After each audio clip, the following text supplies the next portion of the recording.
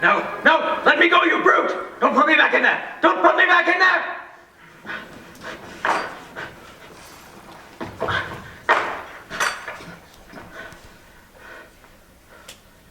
The Journal of Dr. T. M. Seward, entry recorded the 21st day of March, 1898. Since my last entry 6 weeks ago, I have seen the love of my life, Minna Grant, languish and die of a malady I could remedy nor indeed diagnose. As if this were not full enough portion of grief for any man to bear, I have subsequently been forced to witness those same symptoms develop in my dear friend, Lucy Westfall, and have been equally powerless to prevent her decline. Though Mina's symptoms first manifested on the morning of February 7th, the events of the preceding evening were so bizarre and foreboding that, although I cannot rashly connect them to her troubles, I instinctively feel they are both mentioning.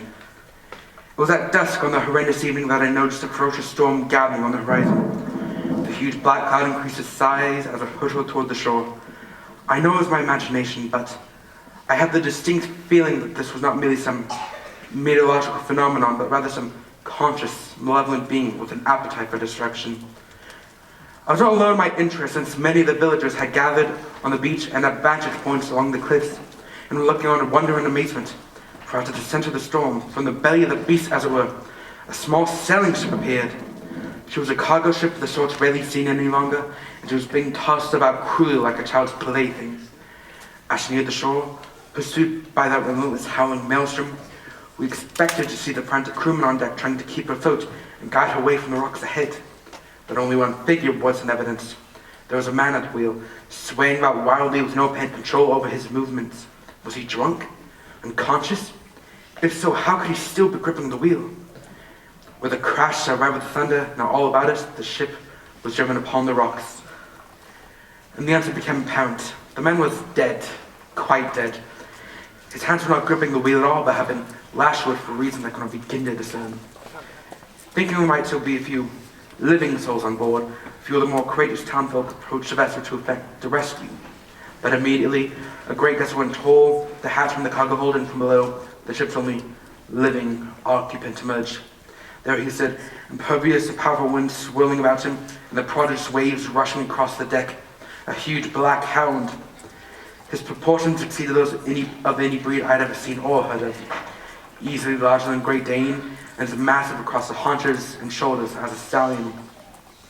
As if to acknowledge his presence, the clouds briefly parted, and the full moon shone upon him, prompting him to throw back his head and release a howl so loud and passionate that it could easily be heard above the winds and thunder that surrounded him. Then, with a mighty lunge, he cast himself over the rail and landed on the beach 20 feet below. He then cast his attention to the promontory above this hospital was since Carfax Abbey, and as he turned to gallop off in that direction, he once again gave forth with that ungodly howl. This time, the sound of it seemed to penetrate the very walls of the building, echoing up and down the corridors and stirring the inmates to their own wild demonic chorus. Oh God! Oh dear God! He's coming! He's coming!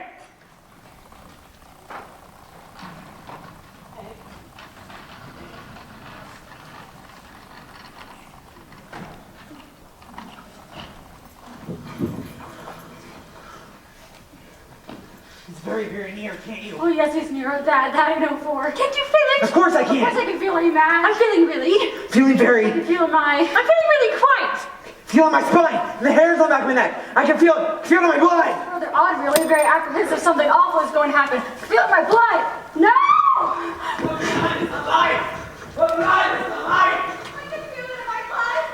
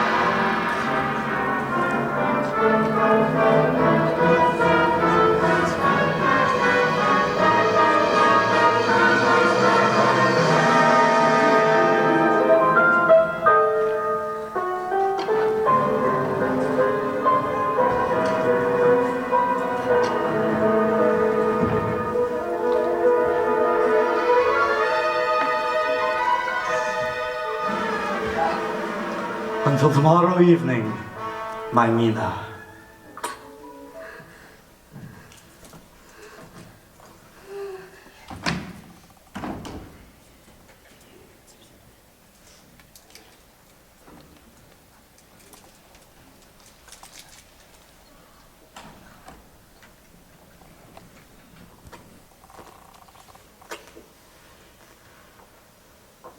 Right this way, sir. Dr. Seward should be back directly. I know he's anxious to see you. Make yourself at home. Thank you. It's a great honor to meet you, sir. Dr. Seward speaks so highly of you. I'm the doctor's assistant, Margaret Sullivan. My pleasure, Miss Sullivan. Can I take that for you? No, thank you. Just your coat. Yes. Very kind indeed. Sorry about all this. Take your time.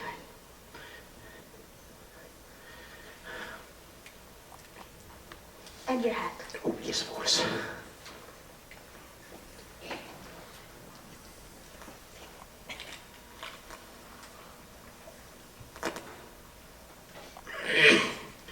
Is there something else?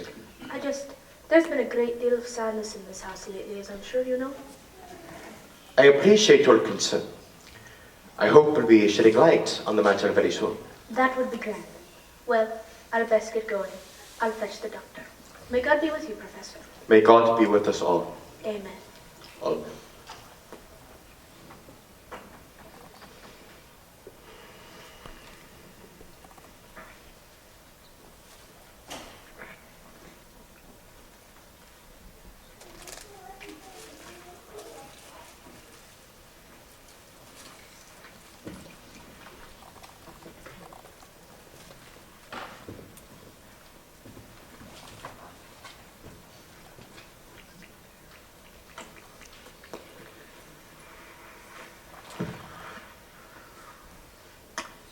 How do you do?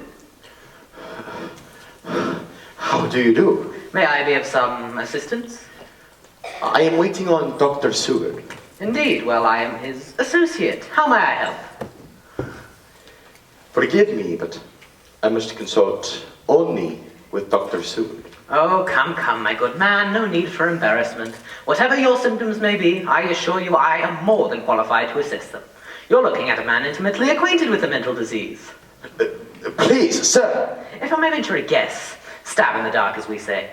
Fellow of your years, getting a bit fuddled, are we? A few cobwebs gathering in the old belfry? Sir, I am seeking no services. I am here at Dr. Seward's invitation. Oh, really? Strange that I was not informed of any such invitation. Name, please? It is Van Helsing. Abram Van Helsing. It is not. It is. Professor Abram Van Helsing. The Professor Abram Van Helsing? Quite so. Hell's bells! This is indeed a momentous occasion. How wondrous strange that the fates should cast together two such geniuses as we. Your work, Abram, in the realm of the supernatural, uncanny. You flatter me, Dr. Renfield, Robert Renfield. You have some interest in the occult? I dabble, sir, I dabble. Oh, I could kill that Seward for not mentioning this. The little sneak. Well, he'll get his, let me tell you. But no matter. Have a seat, Abram. Tell me what brings you all the way from Holland to our little bedlam by the sea. Again, that is a matter for myself and Dr. Seward. Understood. Of course, it might be in your best interest to confide in someone like me. The good doctor hasn't been himself lately. What are you saying? Well, it is my professional opinion, that is my scientific, clinical, diagnostic analysis, that the man's about to pop his cork. His moods have become increasingly morbid. It's the grief, you see. Grief at the loss of his beloved. Miss Grant. Ah, so you know something of the case. Yes, the enchanting Miss Mina Grant. A voluptuous specimen she was, I'll be sworn. Might have had to go out to myself, except my loyalty to dear old Dr. Tom. And you are also informed that we have in our midst a certain house guest, Miss Lucy Westfall, another looker, by the way. Every bit the equal of the late Miss Grant, but with the distinct advantage of being alive. At least, temporarily that is, since she's been exhibiting the very same appalling symptoms. All right then, yes. I know of Miss Westphal as well. Then I found you out. Noted expert in medical exotica that you are, poor, desperate Seward must have begged your assistance. Well, let me tell you something, dear boy. Were I you, I'd turn right round and make a beeline for the land of dikes and windmills. And why would I want to do that? Alas, now it is I who must maintain secrecy. But I assure you, dear Professor, anyone who remains in this asylum has got to be out of his mind. Go now! In fact, I'll tag along with you. It's time I was moving on. Are the tulips in bloom this time of year? I have no intention of leaving. Sir, as one doctor to another, there is naught that you can do here. You'd be a downright fool to stay. Sir, I am no fool, and you are no doctor. Whatever do you mean? Well, to begin with, you're dressed in rags and you're covered in filth. Oh, that. Been doing a bit of gardening, haven't I? Have you? Of course I have. I'm what you call a child of nature. Quite stimulating to be out there in the greenery. All those little creatures flitting and creeping about positively gives one an appetite. Let us drop the charade, shall we, my friend? Clearly something troubles you. Perhaps I can be of help. And perhaps the sun will rise in the west tomorrow. You want the truth? The truth is every moment you remain here brings you closer to destruction. Get out, you fool, and take me with you. Get out before... Thank God you're... Renfield! Evening, Thomas. Have a pleasant stroll. What the blazes are you doing here? Who is this fellow? One of the inmates. Hardly surprising. Mr. Renfield, how did you get out this time? Professional secret. I'm terribly sorry, Abram. This is no way to welcome you to my home. Actually, Mr. Renfield has been quite engaging. He's a man of remarkable erudition and intellect. He's also a man of delusion and hysteria, and one who has recently adopted the charming practice of zoophagy. Is that so, Mr. Renfield? You like to feed on living things? I confess to certain Epicurean weaknesses. And do you favor any particular species? He's wild about flies. Currently, that is my passion. Did you know, Professor, that they vary in flavor? The green ones, the blue ones, the golden ones. They all taste distinctly different. But the black ones, oh, those big fat black beauties. You nip off the head and that tangy nectar gushes forth. And then you suck that little fella dry. Mr. Briggs, this is unacceptable. Sir, I looked in on him half an hour ago. He was in a cell asleep and the door was locked and bolted. We can't have him running off like this every few days. Look, Gov, I feeds him, I cleans up after him, and I walks him around the grounds, but this one here needs a bleeding zookeeper. You want to play? Let's play. Enough, Briggs, for God's sake, let the man breathe. Piece of filth. Him and his flies. It's revolting to watch him sucking and gnawing on the dirty little things. He's no better than they are. You would judge me, you who feed on the flesh of the dead swine, the deceased sheep, the decaying cow, a whole menagerie of cadavers. You let others do your dirty work, do the killing for you, and devour the dead. I cut out the middleman and live off the living. But why flies of all things? Everybody's got to start somewhere, but even the lowly fly, dear sir, embodies the great surging energy of the cosmos. You hear them buzzing about your head and find them a nuisance. I hear the rhapsody, the great surging power of the elemental world. And you crave that energy? I thirst for it. It's in the blood, you see. The blood. The blood is the life. Is he quoting the Bible? Yea, verily, ye that dwelleth in the valley of the shadow of death be forewarned. A shepherd approacheth to lead thee to slaughter. Enough of this. Mr. Renfield, I'm afraid you'll have to leave.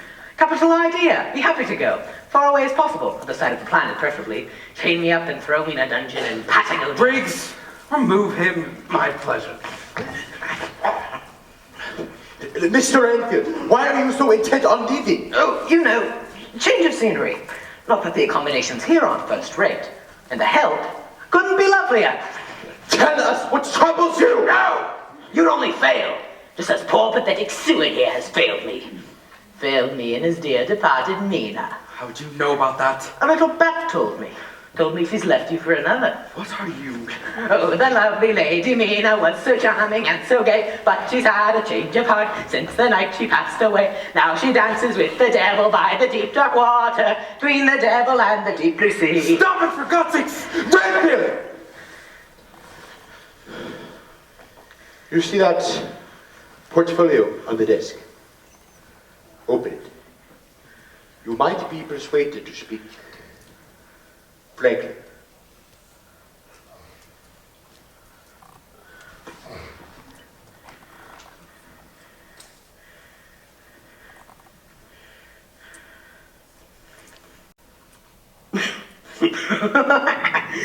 Ain't you the clever devil?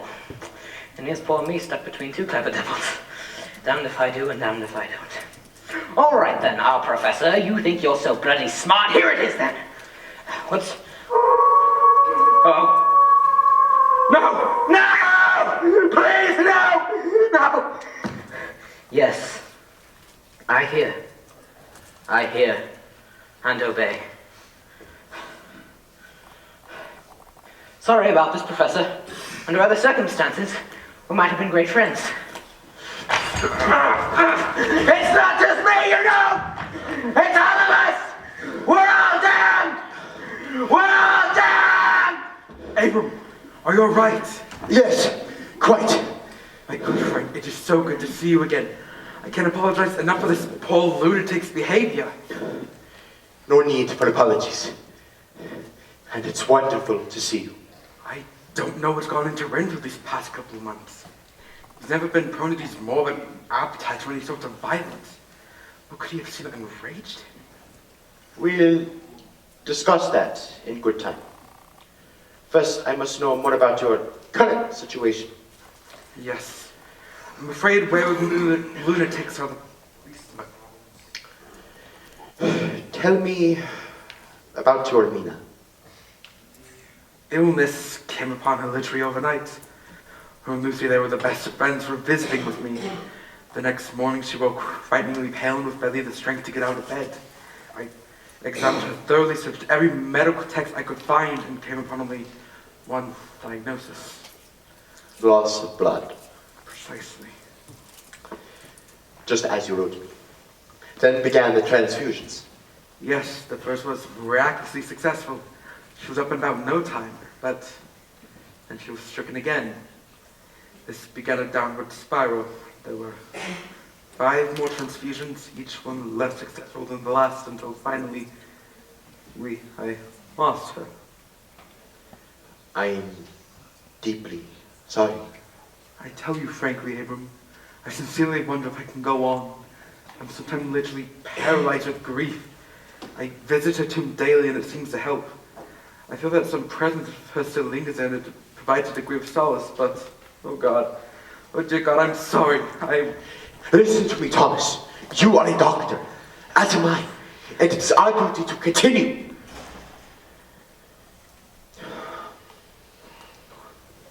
When my dear wife died, I felt much as you do now. But I then came to realize that my work was my salvation, that there were great discoveries to be made, lives to be saved. Such adventures you've had since then, traveling the world. The term adventure is often used in hindsight. And an adventure, while experienced, is usually referred to as trouble. Still, I've always envied. My friend, I believe that before our work here is done, you and I will have many, many troubles. There's that damned animal again. He's got every dog in the county singing along. Sounds like a wolf. No, not a wolf precisely, rather an enormous hound. He's been in the neighborhood since Mina fell ill. I must tell you more about that.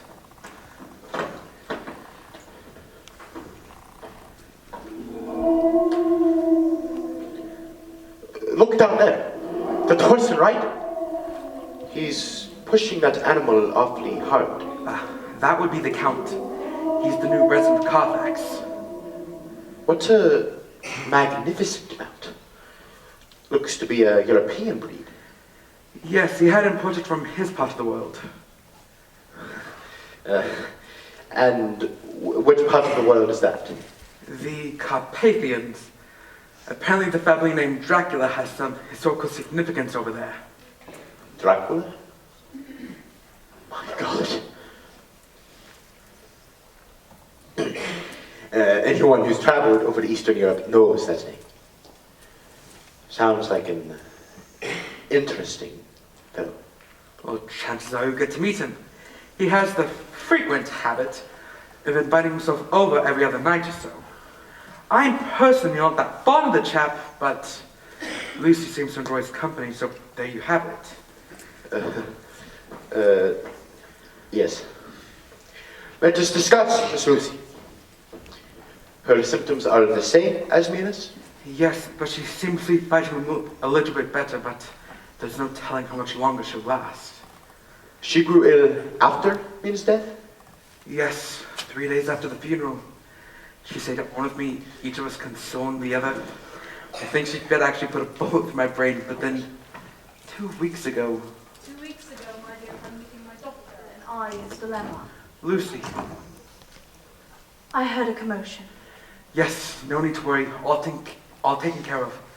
Lucy, this is the man I've been telling you about. Professor Abram Van Helsing. I guessed as much. Pleased to meet you, Doctor. I'm Lucy Westfall. My pleasure. Dr. Seward wrote me of your intelligence and grace, but neglected to mention your beauty. You're kind to say so. You must be beset with suitors. Beset with sorrows, rather. You haven't told him, Thomas? I wrote only of your symptoms, Lucy. Nothing of John. John? Jonathan Harker, Lucy's fiancé. As if we have enough shadows zooming over us, John's gone missing, you see. Missing? But how? John is the solicitor for the firm that handled the sale of Carfax. John traveled to Transylvania to finalize things with the Count and spent 2 weeks there as his guest. But suddenly on his way back to Bucharest, John went missing entirely, you see. That was 2 months ago. And the Count could be of no help? He was already in transit when you tried to reach him. He knew nothing of it until he arrived here 6 weeks ago. Since then, he's inquired through agents of his own about John's whereabouts, but to no avail. Quite a jolly pair you got yourself mixed up with, Professor. Not exactly your fun-filled holiday abroad. I am not one for holidays. I go where I am needed. Like a knight errant. Well, you found your maiden distress. Although sometimes I think I'd welcome death if I'm to live my life without John. Have I come all this way to wage a war only to find my allies on the brink of surrender? Do you think those two whom you miss so terribly would have you succumb to despair? What's to be done, Abram? Let us begin to unravel this mystery. Miss Lucy, a few questions, please. Dr. Seward informs me that the onset of these symptoms and the subsequent relapses are always noticed upon awakening. Is this so? It is so. And this was true in Mina's case as well? True. What else is true? Pardon? What other experiences do you have in common with her? I'm not sure what you mean. Dr. Seward, concerned that this might be some contagious phenomenon, wrote that you and she shared a bed. Yes? Yes, we've always done swan visits since we were girls. Then you must have some memory of what transpired on those evenings before the symptoms arose. Well, I suppose we... Something unique, something that sets those evenings apart. Well, she'd begun sleepwalking. Sleepwalking? Lucy, why didn't you tell me? She begged me not to. She said you'd had enough to worry about.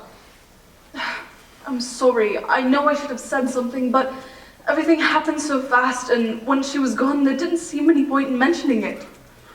So, you're awake in the middle of the night and she'd be gone. Yes. And then? Well, naturally I went looking for her. I usually found her out on the ground somewhere. Each time I'd wake her gently and take her to bed.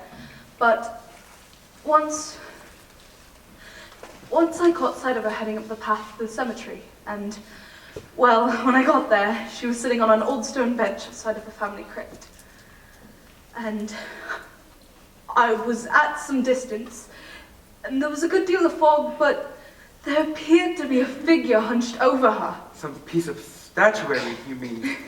No, it was animated, dressed in black, tall and thin, but the face, it was the face of some wild beast. And the eyes. What about the eyes, miss? They were red like coals glowing in the dark. I cried out to her, and that thing, whatever it was, just vanished in the fog. I took her back to the house again, and the next day she was worse than ever. 2 days later, she was gone. And you have not seen that face, those eyes again? I've not been sleepwalking, if that's what you mean. That is not what I asked. Very well, yes. I've seen that face again, in a manner of speaking. I've had, well, who wouldn't? I've had some nightmares since Mina's passed. That's when you see again this thing, as you put it. Yes, that's... Oh, you must think me quite insane. Not a bit. Although I have just met a lunatic who has similar difficulty telling the truth. But I've told you no lies. None. But you have also not told me all the truth. What more could I tell? Removing your scarf. But why? I am a physician. I wish to examine your throat. Please. It's for the best. I promise.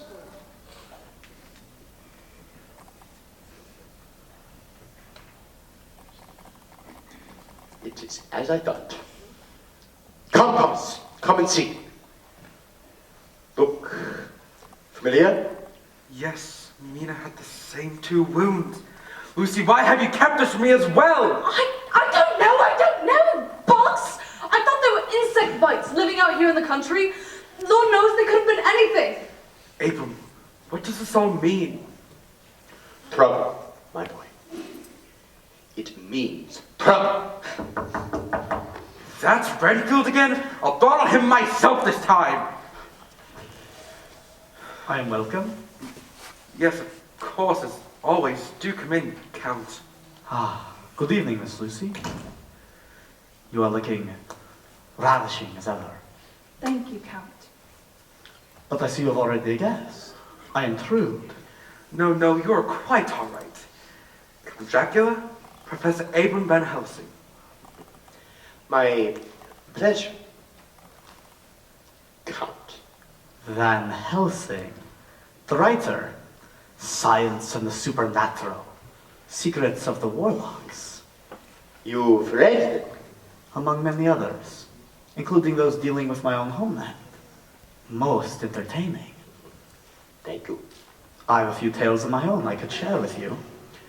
Perhaps we'll get together for a glass of sherry. Oh, I never drink wine. Nonetheless, we will have our time together, I assure you. That's an impressive steed you ride. We saw you from the window. Yes, that is Lilith. She runs like a demon from hell, does she not? Indeed. Clearly an extraordinary bloodline. Yes, she has a lineage that goes far back as my own.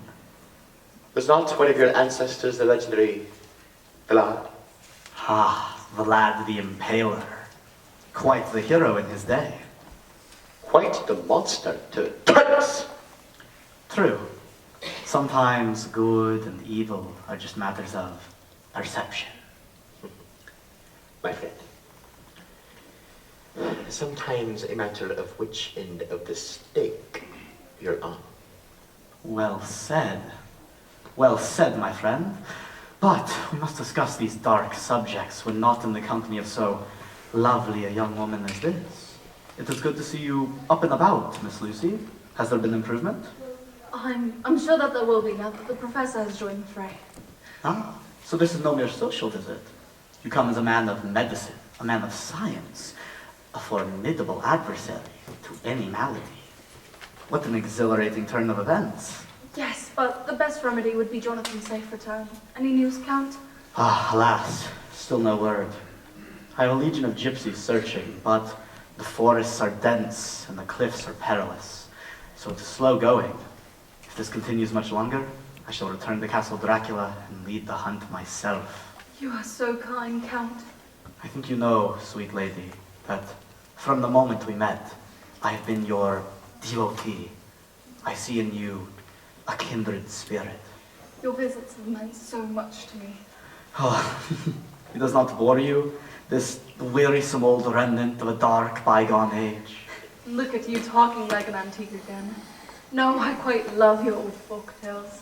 They're really rather enchanting. And those peculiar songs you sing.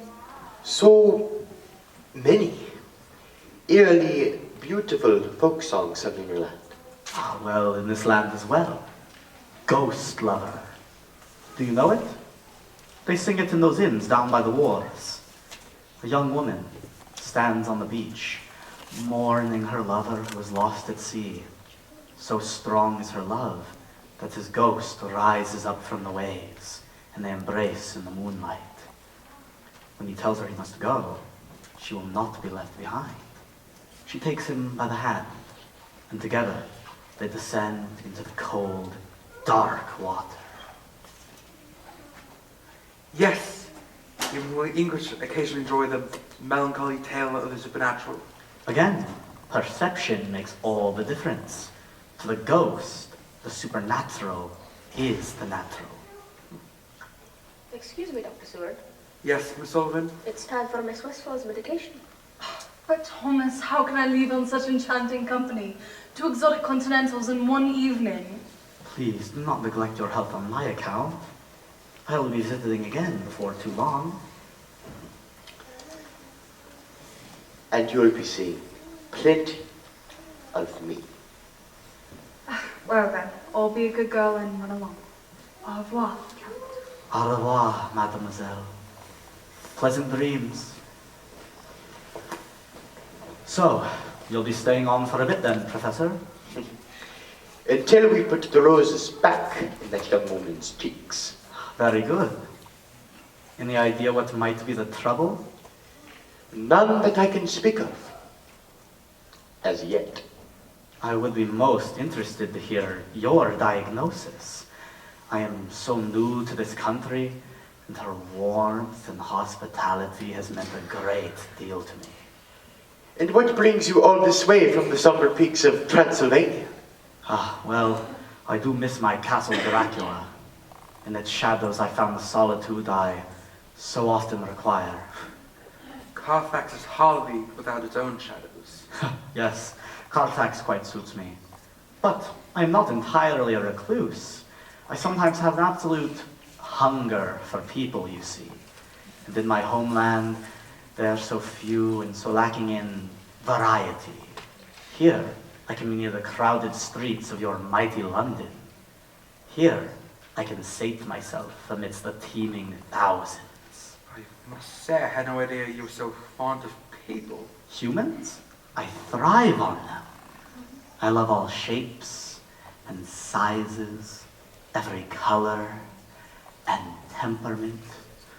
Oh, but the young ones most of all. Why the young? They're so fresh. Yes, I see The what- blush in their cheeks, the innocence in their eyes, the purity of emotion. You're quite the contour, but me and Ben Helsing need to get cracking. Oh, listen to them. Oh, children of the night. Oh, what sweet music they make. Ah, gentlemen, you who have dwelled so long in the cities cannot know the heart of the hunter. I will leave you to get cracking, as you say. The darkness beckons, and my mount grows restless. Lilith, too, is a hunter. When the chase is on, and her nostrils fill with the scent of blood, none can escape her. Farewell, for now, my friends. Yes, good night, Count. And good riddance, if you ask me.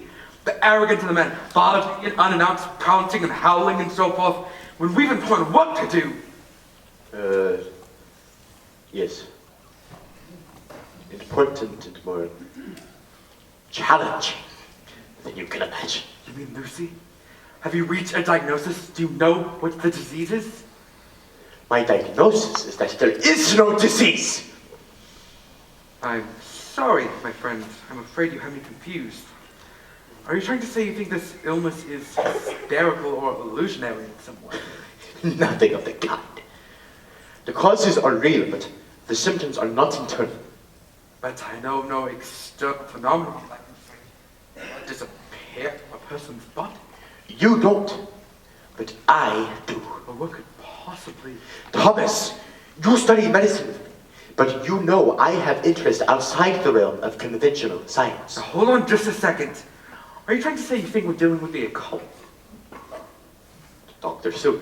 Abram, a young woman I love more than life itself, died in this house 3 weeks ago, and I'm about to lose a dear friend in the same way. And you talk to me of fairy tales! I am well aware of the seriousness of your circumstances. Why do you mock me with such superstitious nonsense? Thomas, you saw the marks on the throat. You heard her describe the thing with the face of a beast, the red eyes. It had to have been a hallucination of some sort.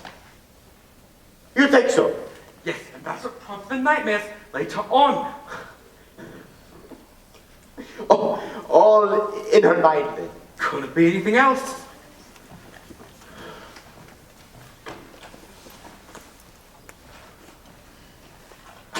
Have a look. Dear Lord! That is a 16th century rendering that I found in a monastery in Montenegro. What the blazes is it? In the Count's part of the world, it is called Nosferatu, the undead. Here we say vampire. Vampire? That is correct. So you think those wounds were from... From fangs, yes. From sharp fangs. But if these women were attacked by such a beast, why wouldn't they have said anything? My guess is they can induce at least partial amnesia in their victims. Useful particularly with those they intend to revisit. You're saying they can control people's minds.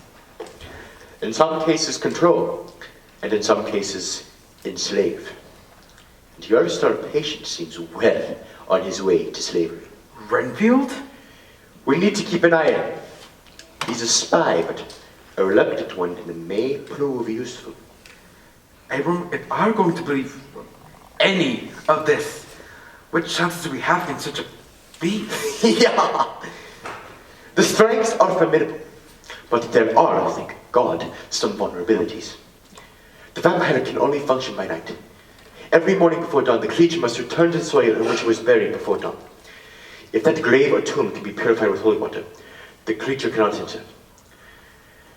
The cross is also a very powerful weapon, but the surest way to destroy it is the stake through the heart. Abram, I feel as if I passed through the looking glass. I know, my friend. I know. But humor me yet a while, and you'll have proof aplenty. Well, all my other remedies have failed. I seem to have no choice but to follow your lead. So, where do we begin? I want to examine Miss Lucy's corpses to see if this monster left any trace behind. Well, Miss Sullivan just gave her a sedative. She'll be needing to lie down. Let her rest here on the chase for the time being. It might be best if she did not use her room until it protected over. I'll go fetch her. Thank you. Oh, and Thomas. Please tell her nothing of what I've said. I'll be right back.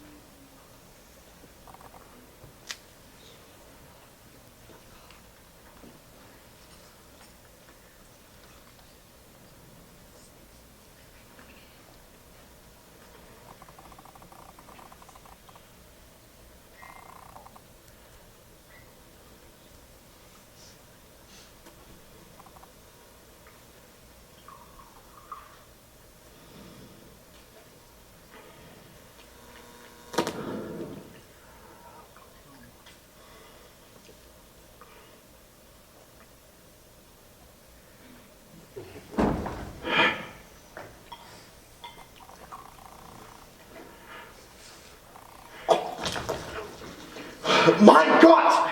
Sorry, sir. It's the bloody Renfield. He's making a fearful ruckus, screaming his brains out, he is. Says something, chasing after him. He's got the wood in an uproar, and we need Dr. Seward over there before things get out of hand. No. Don't disturb him now. I'll send him directly. All right, but it better be quick, or I'll be forced to take measures. Yes. Don't worry. Right then.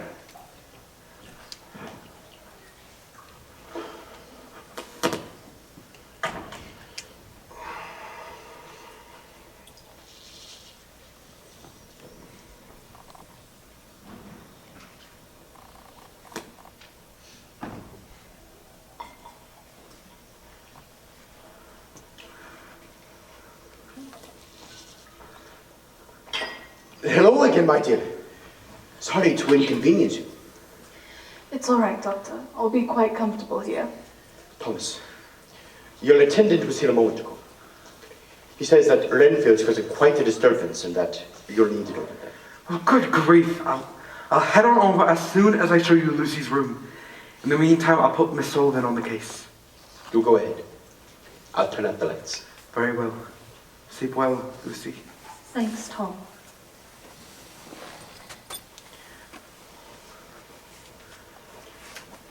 He's a good one, that Seward. I couldn't agree more. We were all so close. He and Mina, John and I. We were going to take our vows together. A double ring ceremony. Isn't that sad? Please try not to upset yourself. It is important that you rest. Do you think I'll ever see my John again? By all means, there is always hope in such cases. Now please, lie down, close the eyes.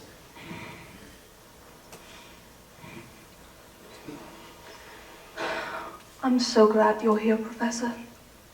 As am I, my child. As am I. Now, sleep, sleep. Sleep, sleep. Sleep.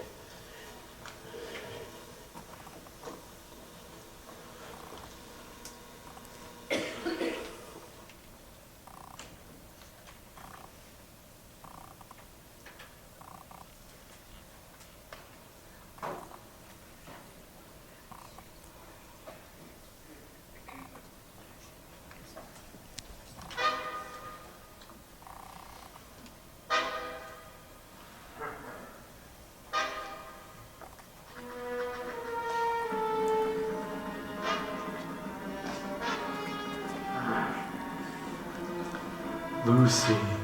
Lucy, come to me, my queen. What is it?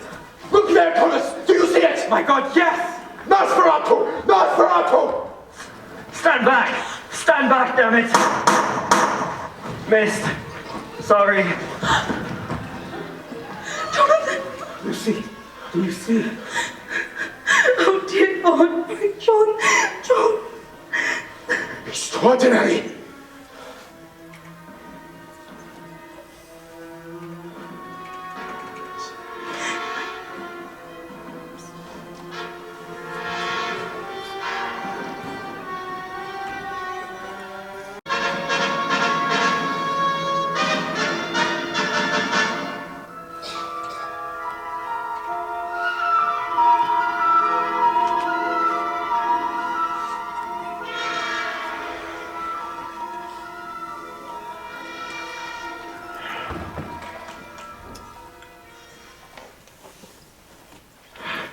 Renfield, you in here?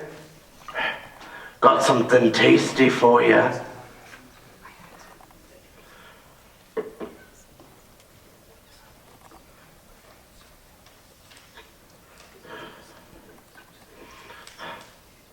Here, who wants a bite of this? Might just munch it up myself. Shall I? Shall I munch it up myself? Damn!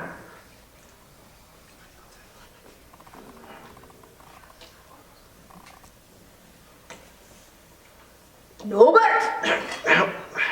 Ow. Bloody hell.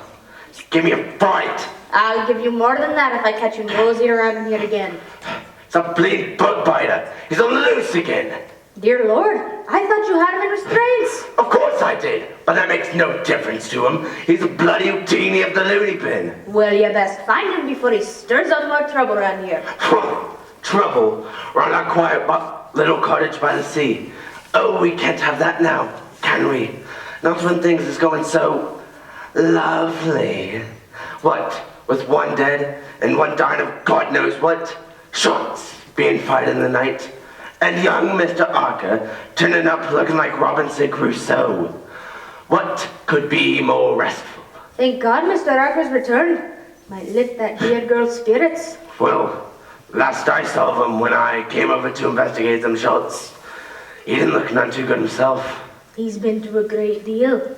Like what? Well, for that matter, I don't know all of it. But neither does he. He's lost part of his memory. That's so? What part? The time he spent with the Count. Can't blame him.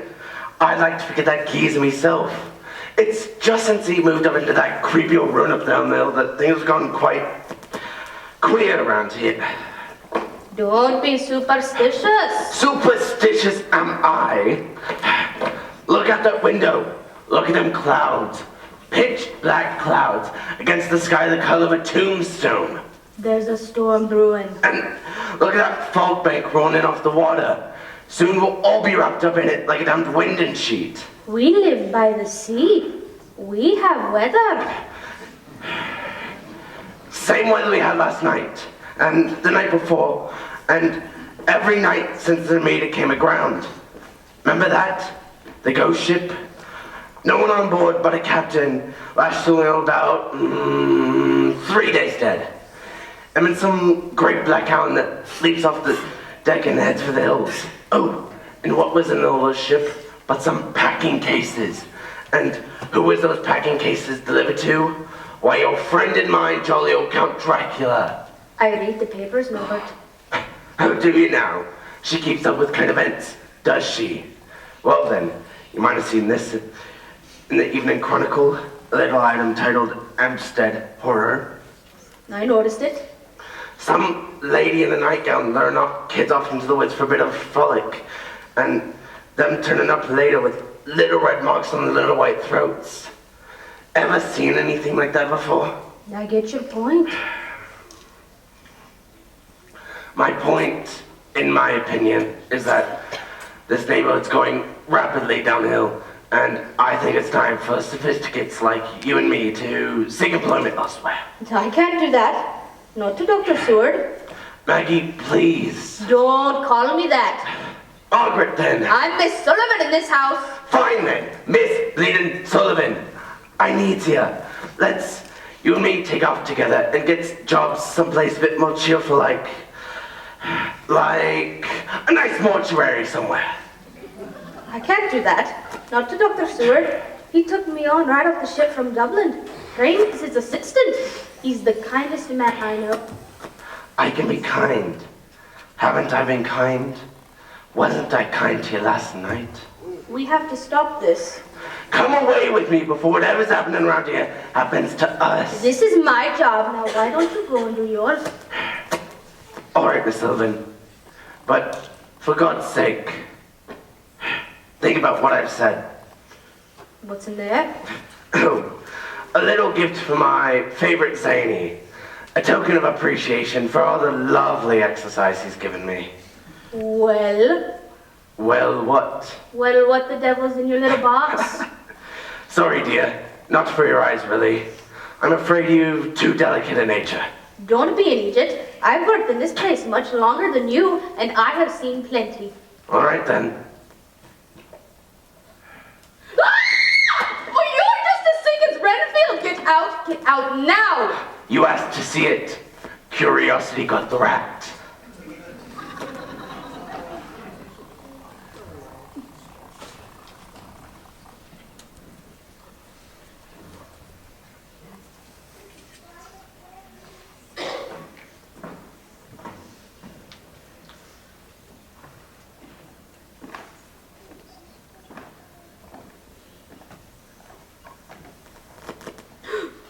I frightened you. Oh, no, sir, you're quite all right.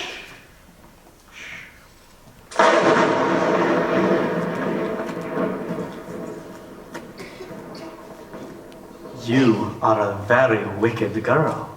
Pardon? You've been wicked with that loutish imbecile who just left you. I'm sorry, sir, but that's none of your business. You dare use such tone of voice with me? I don't answer to you. Ah, that Celtic defiance. You are typical of your race. Proud, but stupid. Well, as much as I'm enjoying the company, sir, I'd better run along. If only you could. What? Run along. But you don't move. What's wrong with your legs? What's wrong with my legs? You must want to stay here. I'm not. Your wickedness keeps you here. I'm not. I can teach you about wickedness. Don't come near me! Don't come near me! Don't come near me! Help! Oh, you'll have to be louder than that for them to hear. Try again. Help! What's wrong with your voice? What's wrong with my voice? You must want to stay. I must want to stay. To stay and to learn. To learn. You are a serving girl. You must learn to... No! No? I'm not a serving girl. I'm a doctor's assistant! Ah, yes. With the doctor, you assist. With the master, you serve.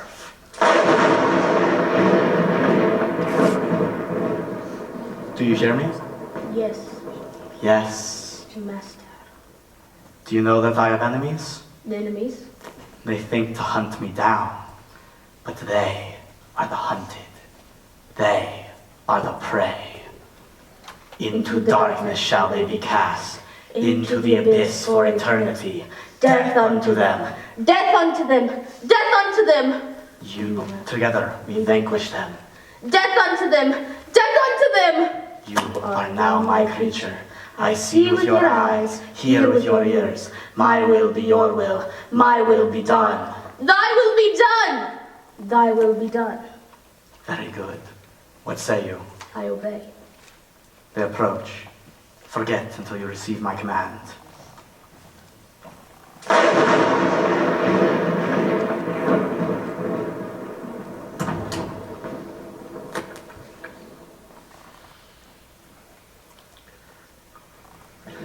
Have you ever worked as a seaman before? I'd never been to sea at all. I was sick as a dog for a week. Oh, hello again, Miss Owen. Miss Sullivan, No, Professor Van Helsing. what were you staring at so intensely? There was this girl on the path to the beach. I wanted to call out to her, tell her to come back. But she disappeared into the fog. I felt as if I'd lost my best friend. Isn't that silly? No, indeed. Besides, you Irish women are so beautiful when you're sad. You sly old devil, you. I'd best be careful around you. I assure you, I'm no threat. That's what all you bastard men say. Well, if you would excuse me. Yes.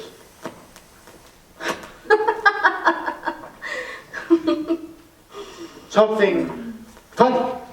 Oh, just something I read in the papers. I'll fetch Dr. Seward. Thank you. He seems in an odd mood. Yes. Understandable. I suppose in such circumstances. Have you had any further recollections? Nothing of my stay at Castle Dracula, though at first I couldn't remember anything at all. I woke up on a riverbank without money or identification, begged my way to the coast, and got work on a London-bound steamer. 10 days out of port, I suddenly knew who I was and who I loved. And you came immediately here? Yes, as fast as I could, but something about the place felt wrong. I watched and waited for a bit from the woods. When I heard the screams, I crashed in. And you saw? I saw what you saw. A monster. Thomas says it's a vampire. I don't know if I believe that, but it did seem to vanish into thin air as I fired at it. Fascinating. Evening, gentlemen. How are we getting on? Hello, Tom. Thomas, did you bring the tincture? Oh, yes. Right here. John, it is crucial that we know more about this Dracula. We have created this ancient Chinese formula. It can bring back even the most unwanted memories. But I must warn you, you will re-experience them fully. Are you willing? The prospect terrifies me, but if it'll help save Lucy, It may. That is all I can tell you. hand it over.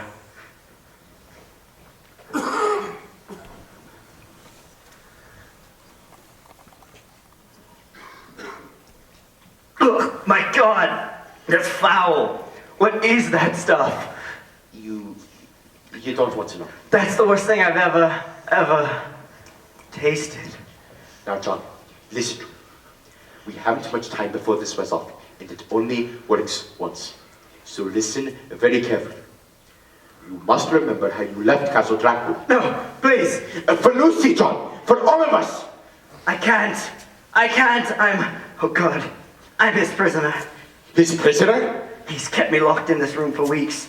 I don't know what he plans to do, but I know it's not good. I've decided I have to escape. He's a legion of gypsies guarding the place by day, and a vicious wolf pack surrounds the place by night. But just before dawn, there seem to be neither wolves nor gypsies about. That's when I make my move.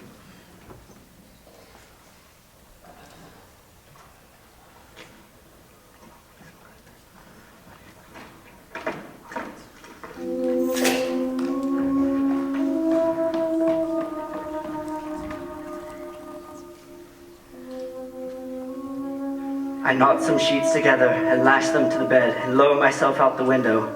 But the sheets aren't long enough, and so, about 15 feet from the courtyard below, I let go and fall to the ground. I hit pretty hard, and it takes a while to regain my senses, when suddenly, I'm surrounded by these swirling golden particles glittering in the moonlight. Then, out of nowhere,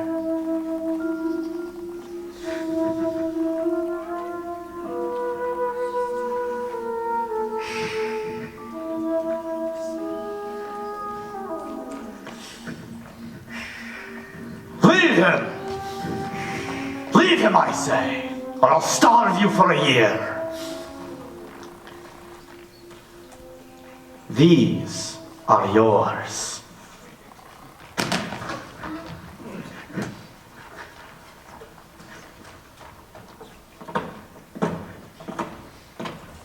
So, Mr. Harker, you no longer care for my hospitality?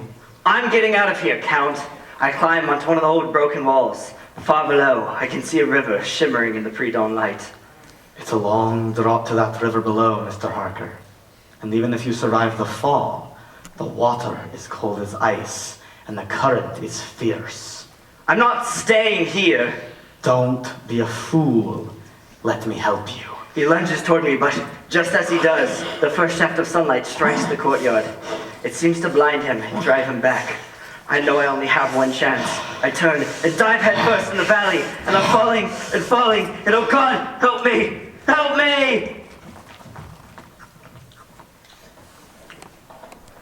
It's all right, John. It's all right. We're here. Wake up. You're home. Is that it? Is that what you need to know? Yes, John, yes. Well done. There it is then. It's the Count. It's got to be. It would seem so. You're not convinced? The vampire must return to the soil every morning before dawn. How could a creature from Transylvania survive in England? The gypsies. What of? For several days before I escaped, they were helping him prepare for his departure. From my window, I saw them loading their wagons with his possessions. But one day they were at a chore that I didn't understand till now.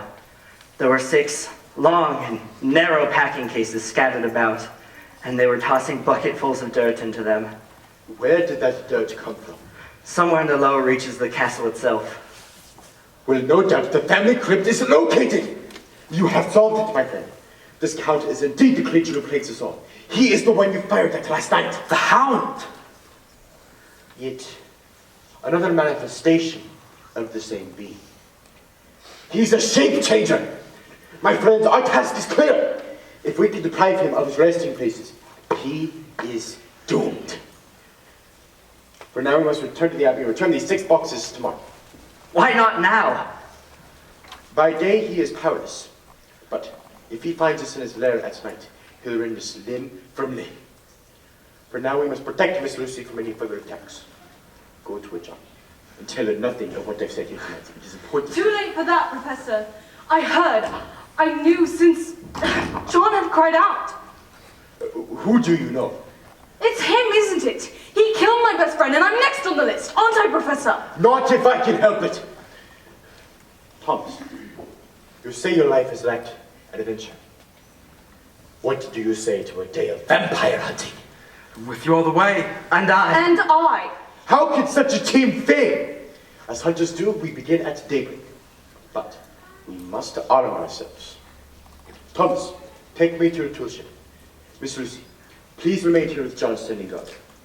Wear this crucifix around your neck. It is repellent to you. And we'll seal the door with holy water.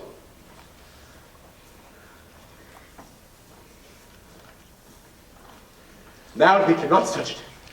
Come, Thomas. Oh, Lucy, I can't lose you. I wouldn't want life without you. I don't know how Thomas is managing. If the professor says there's hope, I believe him. I just want to be doing something. I guess for now the only thing to do is wait. Well, there's something we can do. Oh, look at this. Look at the sly little lovebirds. So this is what goes on behind my back now, is it? Oh, hello, Margaret. What kind of nasty business is this? And you, a sick woman to boot. Miss Sullivan, we were just kissing. We're engaged to be married, for heaven's sake. Just kissing. Just kissing, he says, as innocent as the day is long. Well, we know where just kissing leads to now, don't we? Margaret, I don't know what's gotten into you. Don't Margaret me, sit down. You have no right to... Sit down! Now we'll see who's who and what's what around here. Oh, will you stop squirming, you little pest, and sleep?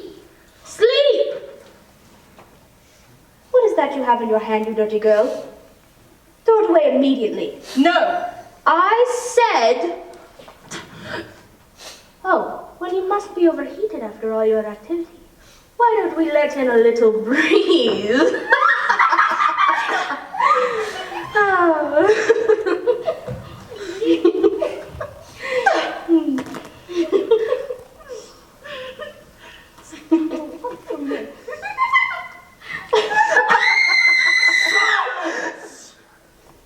So, you, like the others, would play your wits against mine.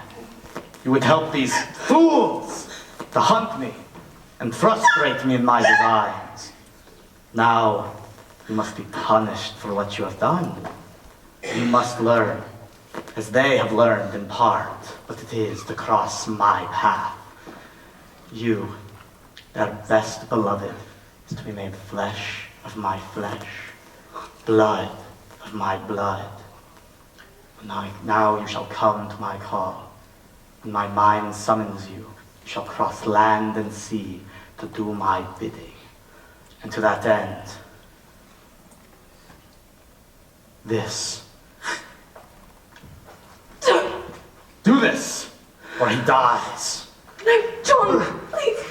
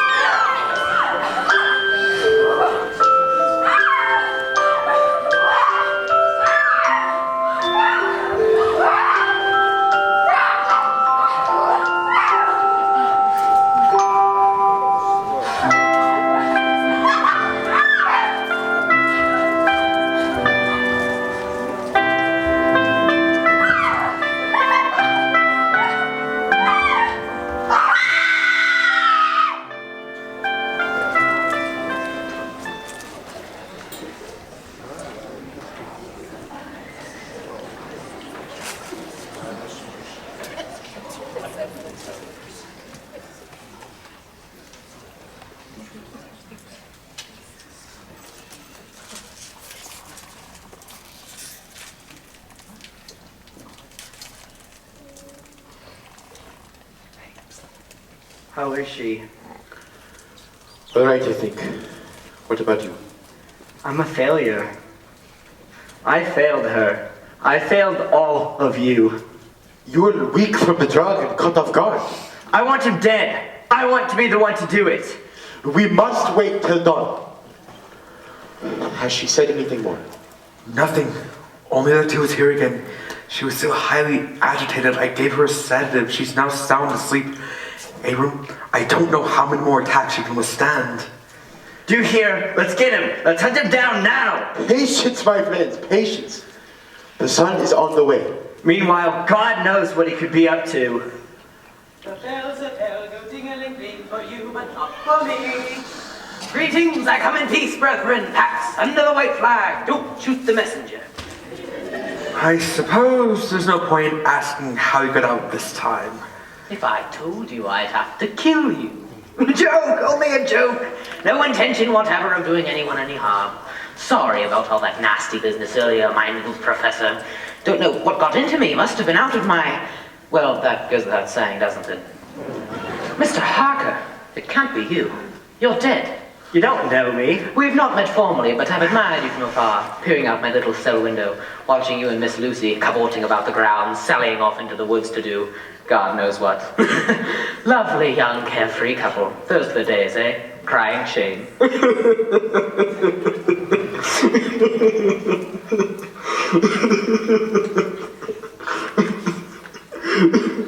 But you're alive again! Congratulations on that! Seems like people are rising from the dead all over the place. Times we live in, eh?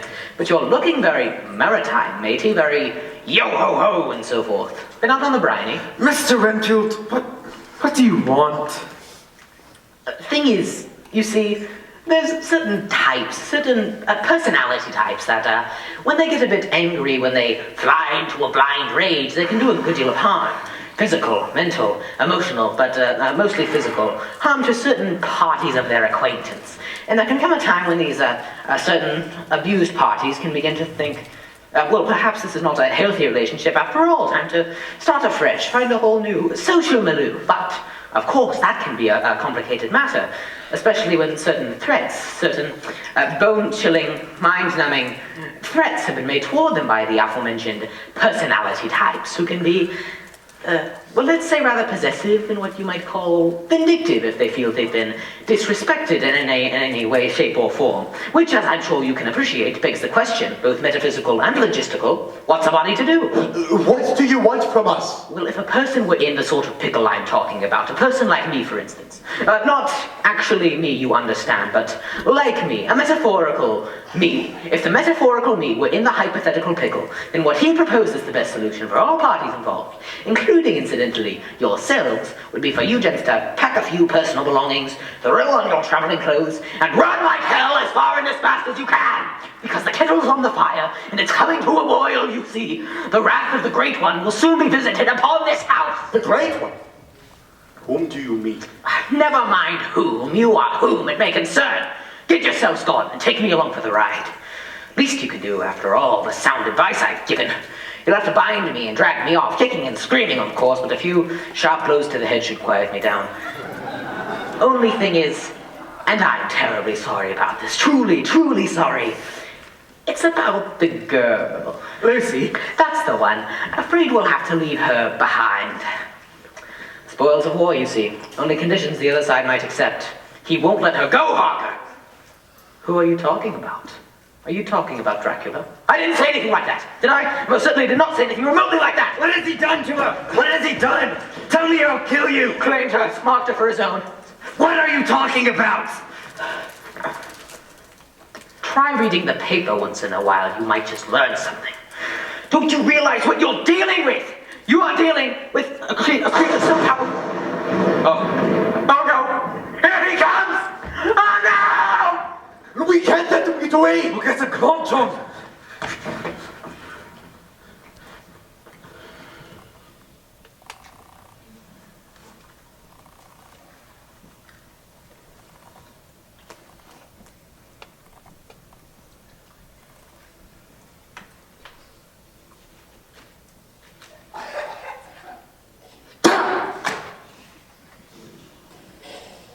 Get you! devil.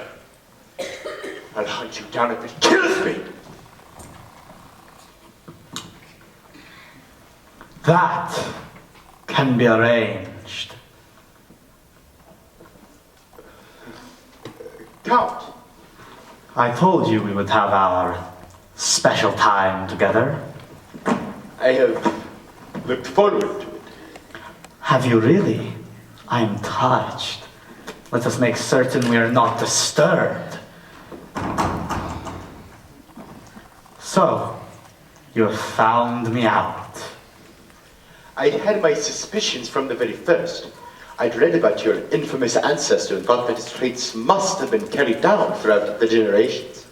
That is not my ancestor. How do you mean? He that you speak of stands before you. You? You are that Dracula himself? At your service. The 500 years then, since your human life terminated. That is correct. 500 years of accumulated knowledge and powers. 500 years of savagery! Are you trying to anger me? Do you wish to hasten your death? What angers you most is that I do not fear death, and you do. Which is why you bargained with Satan to become this walking corpse, this insane soulless murderer! Enough, old man! Your time! Oh, well, Amima Alasa! What did you say to me? Do not be Lahome? You don't say such words to me, no! Let the light in the holy ones of heaven cast thee unto the burning flame that giveth forever and unto the torment unspeakable. In thy name and seal, which I put in the dwelling of poison, shall be in position among creatures of sulfur. Let the light in the holy ones of heaven cast thee into the burning flame that giveth forever and unto the torment unspeakable. Shut your mouth! Shut your filthy mouth! And in the name of Jehovah, I exhort you in the power of Easter day that I am about to lead you now. Shall we find out? Tetragrammaton and affected on primitive. Where are you? Show yourself! Come on, come on. Show yourself! Come out, you devil!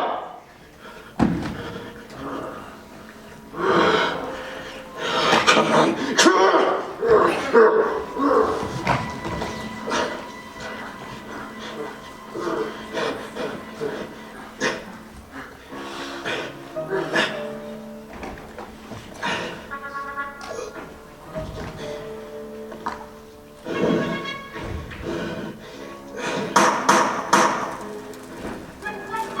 Abram!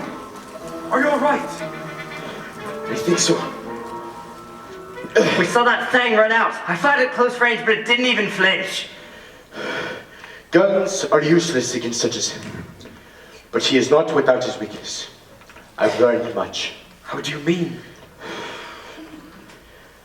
The cross repels him. And the words from that sacred text made him break. But my friends, this Dracula is indeed a very powerful and dangerous creature.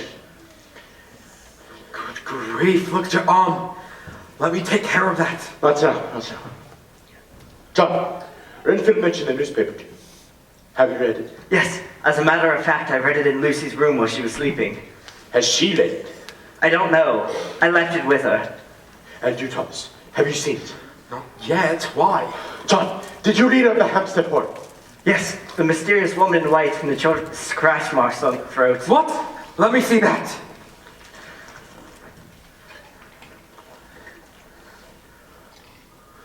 Dear Lord, It's Mina, Thomas.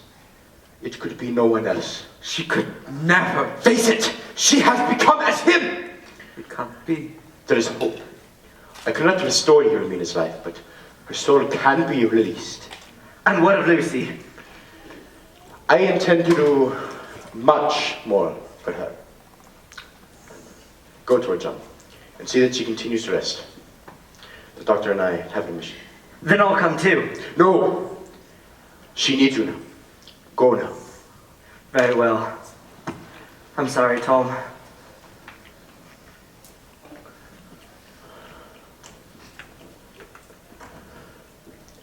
Thomas, daylight is near, and you and I have a dreadful task to perform. We must prepare to go. To Carfax? Not yet. Where then? Show me the crypt where you visit daily. April, please! This must be done, my dear friend.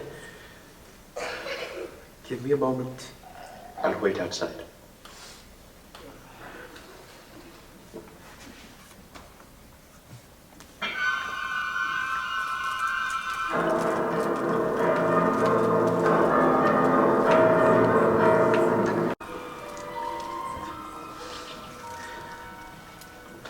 I can't, Abram. I simply can't be part of this. She was my love. This is the greatest act of love we can perform. I can't. I have to get out of here. One moment, my friend. Tell me now. Is this the woman you loved? Good God! What you see there is not your beloved Mina, but the fiend that has possessed her. Note the blood caked around the mouthpiece. Note the fangs. With those she feeds on children. And with each successive... All right! I'm convinced. My friend. Abram, no, you cannot ask this. I am injured, Thomas. That monster's claws went deep. You were released from his soul more quickly. It is the most merciful way.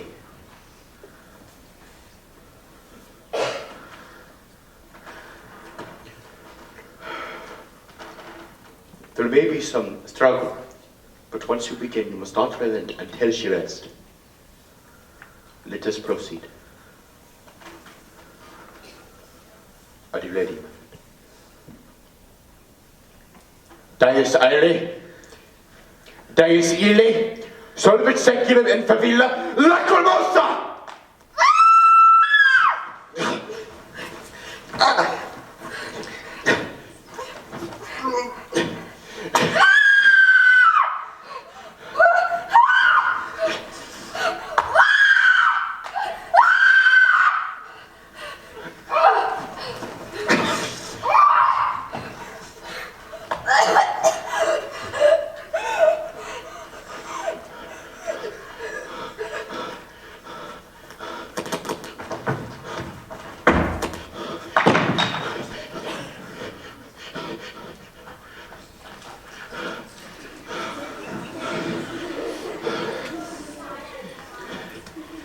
Finally, she rests.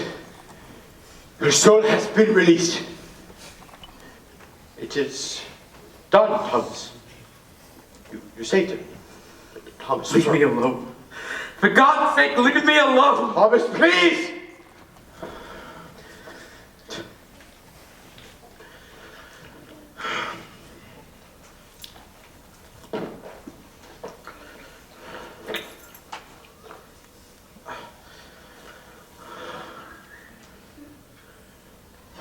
May God have mercy on us all.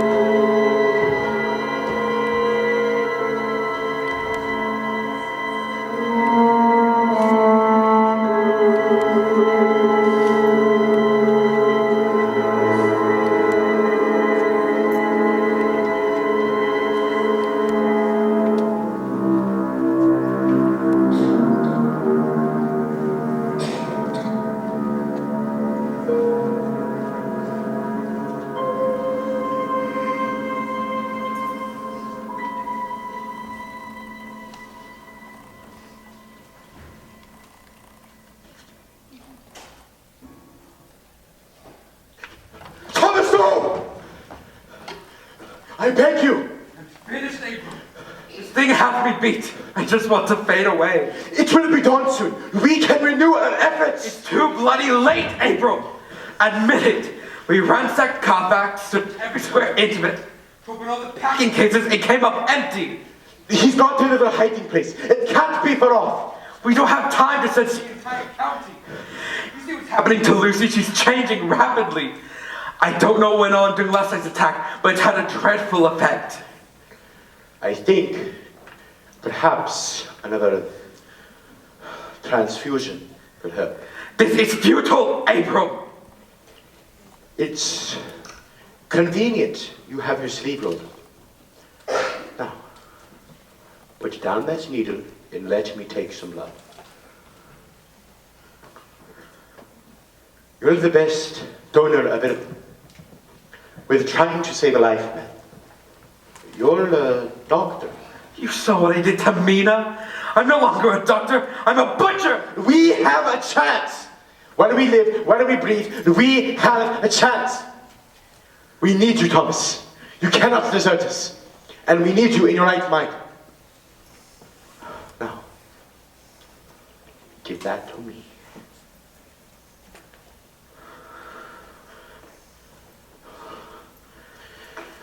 Dear Dutch uncle, always the wise counselor. I'm sorry, my friends. Will you forgive me? Give me your arm, and I'll forgive you. So, what's the plan now? We prepared all the packing cases so he knows we're on his trail. He's probably preparing some sort of counterattack even as we speak. I've asked your man Briggs to fetch Mr. Enfield to us. It might be worth once more trying to pry some information out of him. He's clearly a Confederate. Yes, and it seems the Count has yet another Confederate. Your poor Sullivan. I can't believe she could be capable of the behavior John and Lucy described. She's always been so good-hearted and loyal. He has enslaved her mind. He has perverted that great loyalty which you speak of. If we could find her and somehow bring her back to her senses, we could take advantage of that psychic bond he has created, and she could lead us to it. There's been no sign from her all day. It's not likely we'll be seeing her again. Yes, for my friend, I know, but we... Oh, here he is, sir. What's left of him, anyway? Well, aren't I just the most popular chappie, tripping merrily from one engagement to the next, entertaining the aristocracy one moment, then on to distinguished men of science. Much more of this, and I shall have to engage a social secretary. What's happened to him, Briggs? I ain't done nothing. I found him like those little crumbled up in the corner of his cell, looking like he'd been run over by the leading fire wagon. All right. Thank you. That is all. Yes, sir. If I might inquire, sir. What is it? The Miss Sullivan, sir. She wasn't around all day. She seems a decent sort. Yes. Leave of absence, sick mother, I believe. That's funny. She never... Never what? Nothing. Shall I wait down the hall, then? Yes, that's fine. Mr. Renfield, what happened to you? A mutual acquaintance of ours came calling earlier. To your cell? He came to your cell? Do you hear the sword? When I expressed a certain discomfort with the notion of eternal damnation, he set into a lively game of Kick the Renfield. He's an impressive athlete. Oh, if only you'd listened and gotten us all out while the getting was good. Now it's too late. He's on the rampage! Mr. Renfield, help us and we'll help you. You help me? Oh, that's rich. Big help you've been thus far. I've a better idea. Why don't I just take this straight to Scotland Yard? Pardon me, Lieutenant. I'm just your average garden variety raving lunatic who is currently being pummeled on a regular basis by an enormously powerful supernatural being from the Alps. Yes, I've all sorts of options in the area of help. Think of your soul! My soul is lost. Forget my soul. What's my little soul compared to all that he's offered? Immortality and blood, rivers of it, torrents. He showed me a vision, you know, just like the saints were shown angels in heavenly vistas. Only my vision was rats. Hundreds, thousands of rats. Thousands of tiny red eyes, all gleaming up at me, awaiting my command. Thousands of tiny hearts, all thrumming the glorious rhythms of life. and they're mine, all mine. Renfield, no! For God's sakes, man! He shall raise me up. I shall be his second in command, his right-hand man. And ye shall be my minions, my lackeys, my slaves. Oh, heaven help me. Where is mercy? Where is salvation? Mr. Egg, we need to know where he sleeps. Tell us where he sleeps! He sleeps. He sleeps at the devil's bosom in the pit of hell.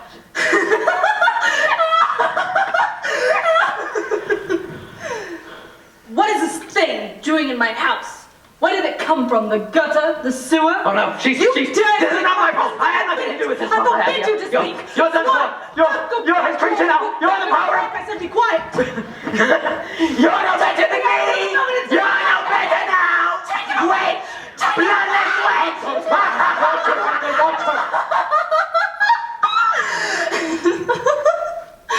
Did you see that? Did you see how that creature ran from me? How dare he say such things to me? Oh, Lucy, you mustn't pay him any mind. He's just a poor madman. Just whose side are you on? Are you taking up for him? Of course not. I just hate seeing you so upset. I have a temper. Is there something wrong with that? Not at all. Are you sure? You don't think it's a tad unladylike? Lucy, please. Perhaps even a little vulgar. Hey, Johnny. Hey, handsome Johnny. My fine English gent. You miss her, don't you, John? Your little Lucy. Your little prim and proper limp-wristed milksop Lucy. The very model of a modern English ninny. Well, those days are gone, sir. There's a new girl in town, like it or not.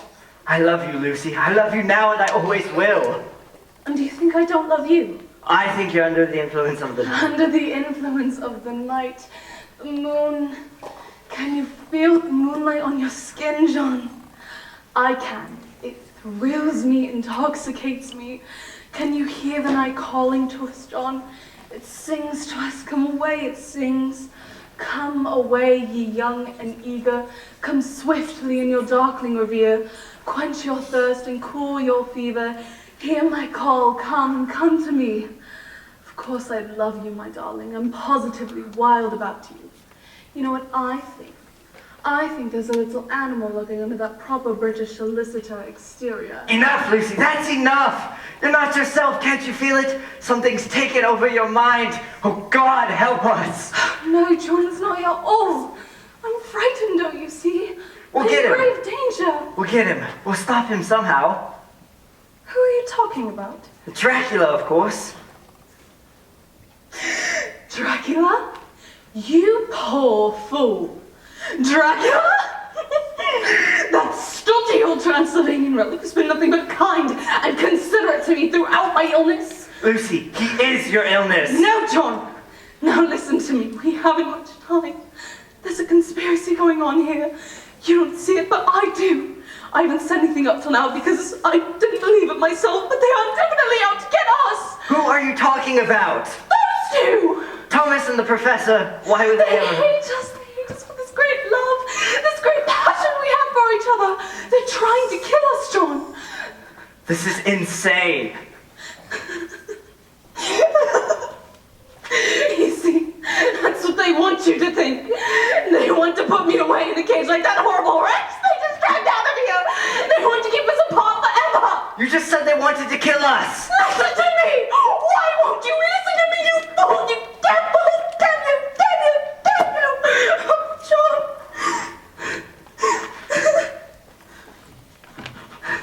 Lucy, are you all right? Speak to me.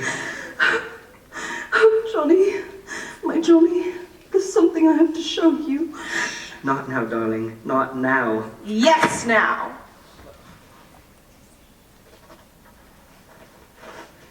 How do you like your lover now? Lucy, no. She wants you, she yearns for you. Please, no. Now feel her dark kiss.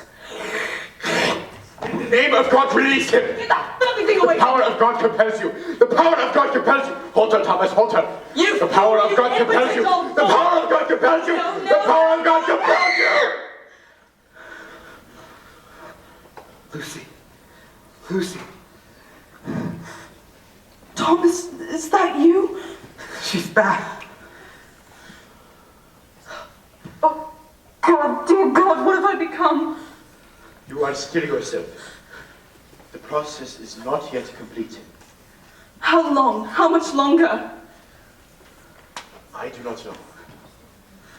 Tommy. Lucy, my darling. You stand away. John, please, stand away, all of you. Let me speak. My dear friends, my true love, I know how deeply you all care for me, but there can be no more coddling. I want to know what you gentlemen did to Mina this morning. John's already told me she's been put to rest, but he would not say how. How, Thomas? Lucy, there's no need for... Enough, Thomas, please. It's my life, my soul that's in jeopardy. I'm entitled to the truth. Tell me what you've done to her. With a hammer and a stake, We struck her to the heart. Screams, convulsions, but then such a look of peace came over her. Such grim mercy. We will save you, Lucy. I know that you will try. But if we fail and I should die, you must, without hesitation, grant me that same mercy. Do you swear it? I swear it, my dear friend. And I. Yes, my dearest, dearest love. You may not want to hold me, John, when all is known. I must tell you that the vampire's last attack was different. How do you mean? It was some sort of ritual, like some ghastly wedding. He opened a vein in his wrist and forced my mouth to down it. God! I tell you this because it may give us some slight advantage. I seem to now be physically connected to him. I can tell when he is near, and he is quite near now. Miss Lucy, we need to know where he rests by day. Will you help us find his lair? My visions are clouded and indistinct. It's like trying to bring back some distant memory. Abram, the drug we gave John. Might that work? Brilliant, Thomas. It is worth a try. What do you say, Miss Lucy? By all means. You two come with me. We'd best keep Renfield protected. He'll be safer in here than in his cell. Get Briggs to bring him back in here. Join us once you do.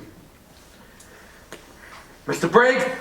Mr. Briggs, bring him back in here! Yes, sir.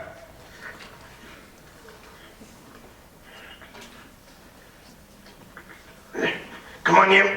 Off we go. Put me down, you folks, let me be.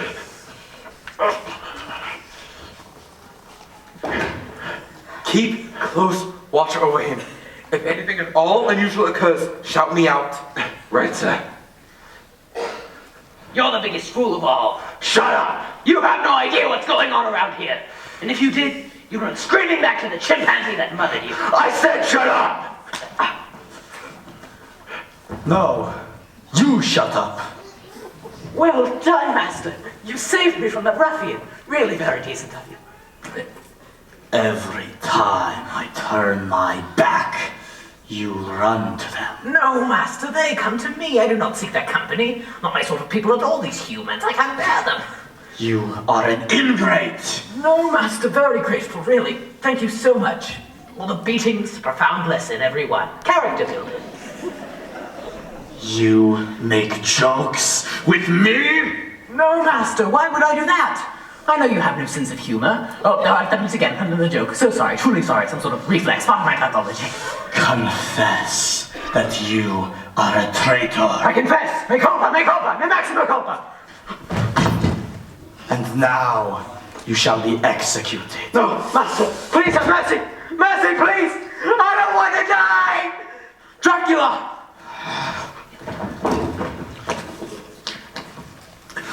John! Abram, he's here! I've got him! Stay back, or I'll gut him like a wild pig. The dawn approaches, Dracula. Put down those things and let me pass, or the swine dies. Keep him here! Kill him! Put them down and step aside. Now, or I'll show you his entrails. We have no choice. No! Thomas!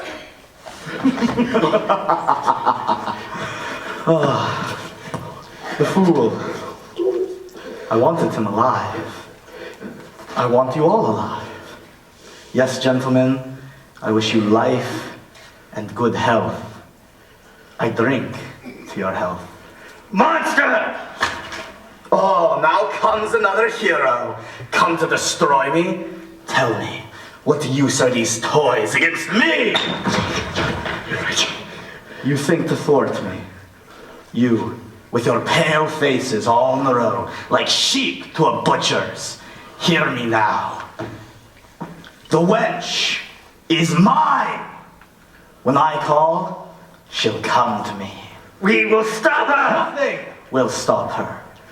But you, to whom she is so dear, you shall be witness to her transformation. That is my revenge. That is why I grant you life. Each day you'll watch her worsen. You'll see the hunger grow in her. You'll see the alteration in her mind. You'll want to kill her. But your God forbids it. Then, one night before she comes to me, she will visit each of you and pass to you my dark gift. God will stop you! God? He sits on his throne while his loyal subjects lead lives of despair and die in agony and horror. He is a pathetic weakling, as are you and all who worship him. But don't worry, soon you will know what it means to serve a strong master. But my dear friends, the lightening sky tells me I must take my leave of you. Until we meet again, I leave you with my laughter as remembrance. Adieu, mes amis. We lost him! What the bloody hell just happened? What can we do? I do not know, my friends. I'm afraid that our dear friend has died in vain. He has not. Lucy, darling, I don't think you should see this. I have seen it. Tom's idea worked. The drug worked. Just as you two left, it took an effect. I fell into a deep trance, and suddenly I was seeing through his eyes, even sensing his emotions. You mean the Count? Yes. It's terrible, the elation he feels at the pain of others. I saw it all, everything that just happened. And when he disappeared? Exactly. I know where he goes. I saw where he rests. Thank God. Is it near? Yes, just next door. There are secret catacombs beneath the abbey. There's a hidden entrance inside the hill. I think I can find it, but the vision is already fading. We must act fast. By all means, my dear lady. Lead on. Mr. Briggs. Keep an eye on Renfield. Right, sir. Come on, you. I'm getting out of here. I can't stand seeing Dr. Seward like this. He was a good man. Come on, you. I know you're still alive. I can see you breathing. Begging your pardon, mister, but might you be needing the services of a guide for a wee excursion into a certain precinct of the underworld? What do you want about? I'm on about the whereabouts of a certain Gaelic lass you've been keeping company. How do you know anything about that? Oh, we little people have a vast knowledge of things. Tell me where she is. I'll take you there, but first, you must grant me 3 wishes. Tell me or you wish you'll never live. Too late for that threat, sir. Oh, sweet Jesus, look at that bat. What? The blood is the life!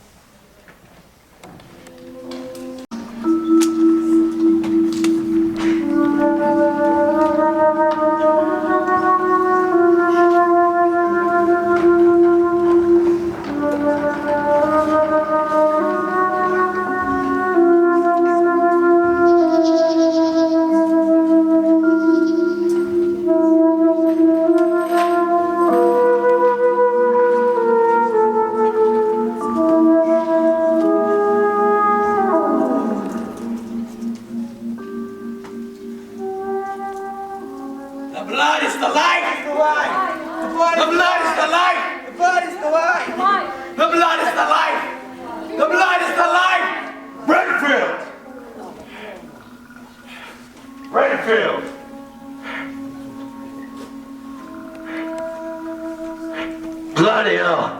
What kind of a place is this? Renfield! Renfield!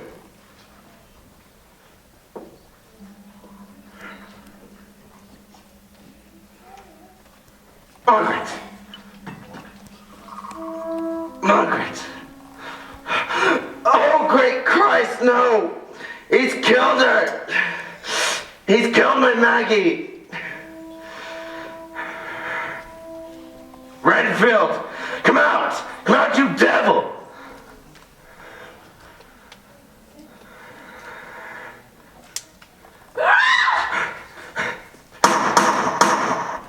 Let me out of here! The blood is the life! Renfield! The blood is the life! Renfield! The blood is the life! Renfield!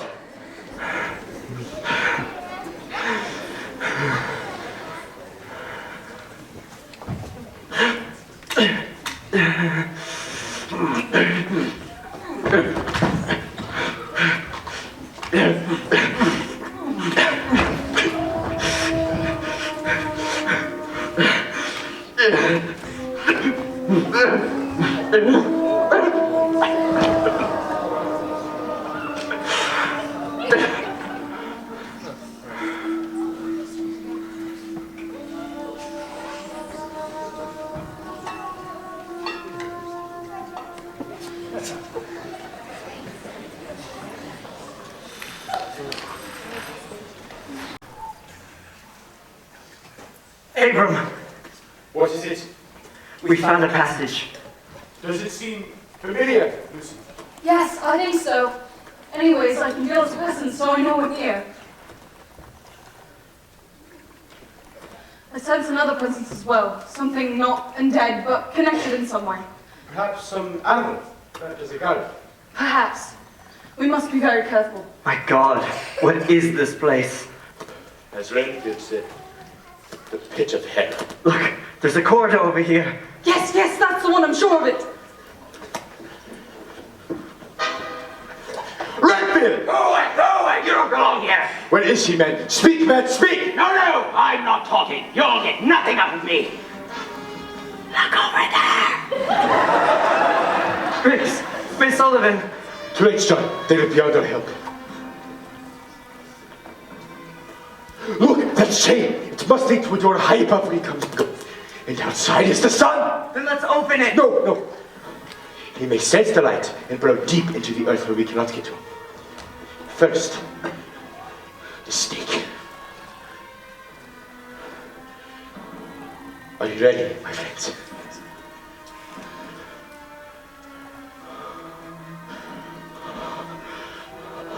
Thank God we've got him.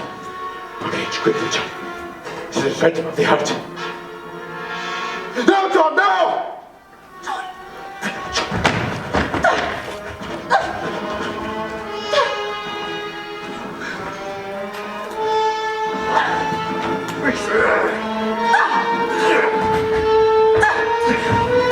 The light, John, the light!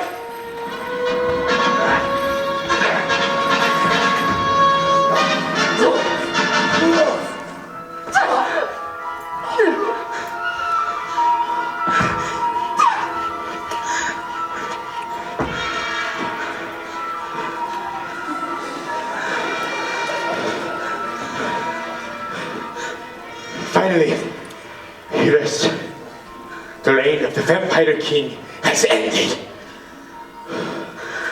Come, my friends. This is no place for the living.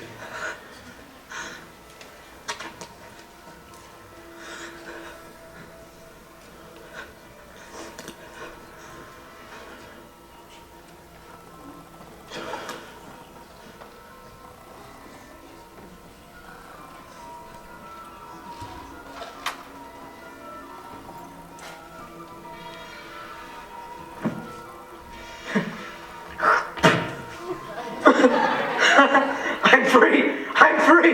Oh my merciful God, I'm free.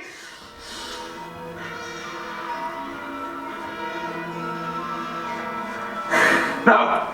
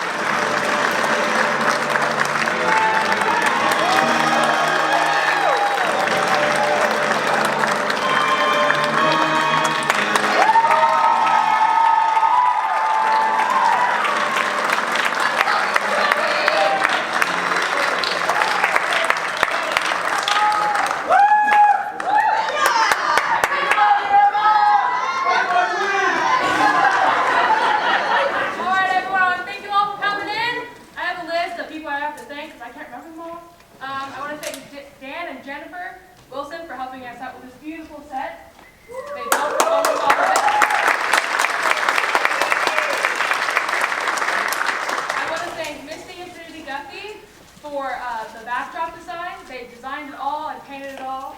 So thank you. And for the costumes, she made all these lovely costumes. We have 2 dresses for Mina for the bud, just so you guys know. And I want to thank Kate, Colin, Rachel, and Claire for the sound. We couldn't do without them. And Nichols for the makeup, all the lovely makeup that you guys saw. And mothers for helping us for our dinners that we had on Friday and all the snacks that we brought in. And I want to thank. Come on, guys, come on, you can clap. And then I want to thank Larry Nichols for videotaping this show tonight and taking pictures for us.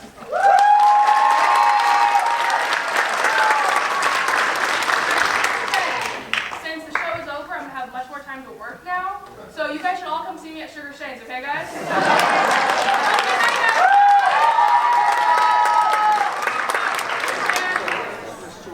Just kidding. Seniors might want to do speeches. I don't know where they went though. No? Speeches, seniors? You want to come on out and give speeches? You don't have to if you don't want to.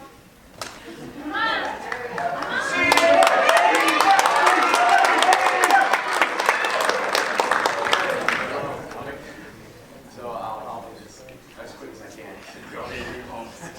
But yeah, I mean, I'm a senior, and I would just say that theater, it's my life, and I've been really blessed to be working with such an amazing cast throughout all my 4 years at this high school.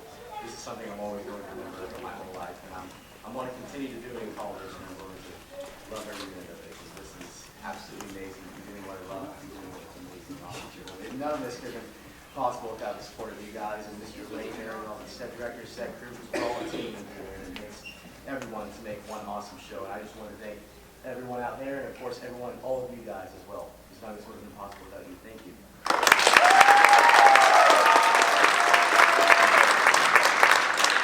Sorry I was late. That stuff tastes really gross. So I need to get that out of my mouth as fast as I could.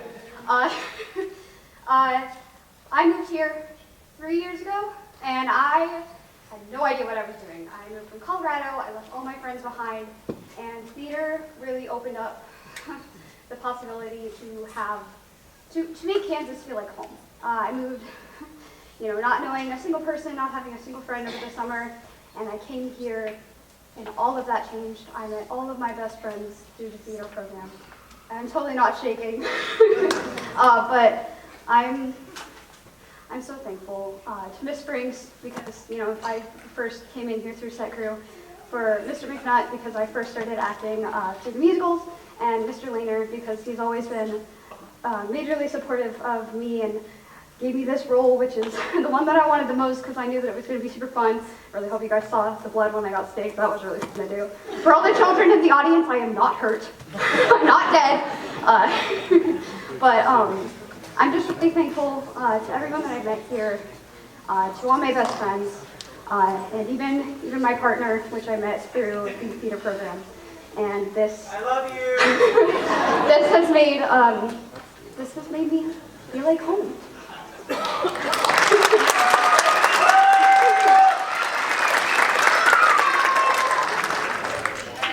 I don't have a mic, but I am. Oh, thanks. I'm gonna be obnoxiously close to you. Okay. So I am Trinity Guffey. I painted the backdrop and the little wheels, the lab area. I painted that, and I am really grateful to have this opportunity to do this. At first, I didn't really want to do it. It kind of felt like a chore, but then as the rehearsals went on and on, I started having more fun, and I am honestly kind of regretful that I didn't do this throughout all of my high school years. I feel like this could have definitely helped a lot with me not having as many friends and helping with mental health issues. So I made a lot of friends doing this, and I have wonderful experiences, and my senior year has by far been the best year that I've had throughout my school. my school career, and I am so grateful for all of my friends and my amazing boyfriend.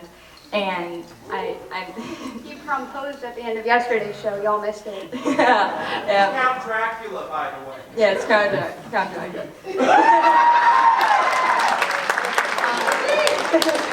So yeah, I just wanted to thank you all so much for coming, and I really appreciate it. And if you're thinking about doing theater, then please do it. You won't regret it.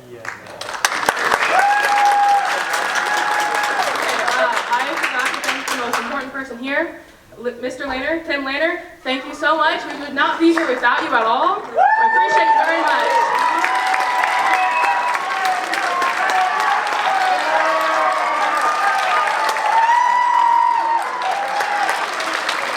All right, then. Thank you guys so much for coming out. Have a wonderful rest of your night.